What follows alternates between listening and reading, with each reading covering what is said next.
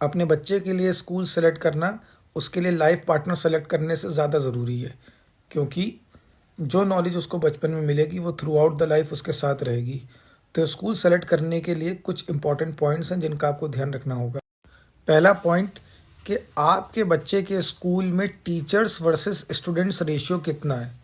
ऐसा ना हो कि वहाँ पे बच्चे बहुत भरे हों, बहुत बड़ा स्कूल हो लेकिन बच्चे बहुत भरे हों तो वो एक फैक्ट्री की तरह वर्क करेगा। आपके बच्चे को चाहिए पर्सनल अटेंशन। तो अगर बच्चे कम होंगे एक क्लास में, अप्रॉक्सीमेटली 30:1 का रेशियो होना चाहिए।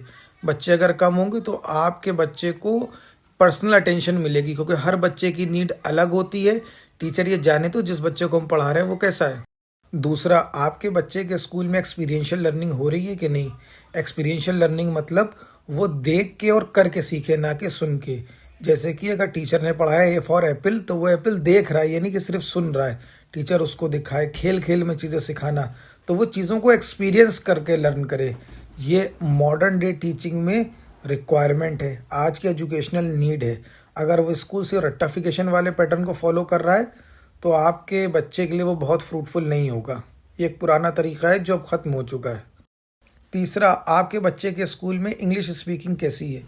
अगर आपने इंग्लिश स्पीकिंग स्कूल में एडमिशन कराया है तो आप ये देखिए वहाँ का जो स्टाफ है, क्लर्क्स वगैरह या जो टीचर्स हैं, वो आपसे किस तरह से किस लैंग्वेज में बात कर रहे हैं। वहीं से आपको अंदाज़ा हो जाएगा कि सिर्फ नाम का इंग्लिश स्पीकिंग है कि वाकई यहाँ पे बच्चों को सिखाया जाता है।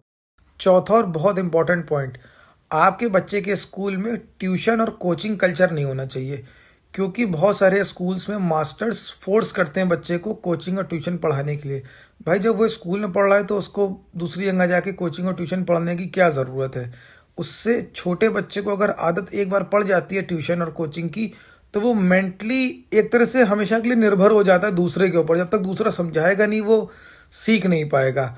अरे उसने स्कूल में पढ़ लिया, अब उससे का माइंड इस तरह से डेवलप हो कि वो खुद सीखे, खुद चीज़ों को पढ़े और एनालाइज करे, उसके माइंड में एक इमेज क्रिएट हो जिससे वो चीज़ों को समझ पाए। तो नो टू ट्यूशन और कोचिंग कल्चर।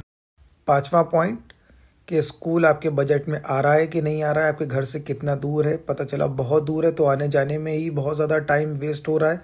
बच्चा जब घर लौट रहा है तो बहुत थका जा रहा है, तो अदर एक्टिविटीज़ करने का उसके पास कोई टाइम नहीं है।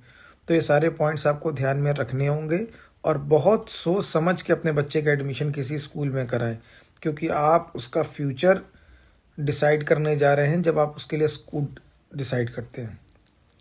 तो आई होप आपको ये पॉइंट समझ में आए होंगे, और जो लोग स्कूल से पढ़ रहे हैं वो बताएं कि उनके स्कूल्स में इन पांचों पॉइंट्स में कौन कौन से पॉइंट्स फॉलो होते हैं। Thank you.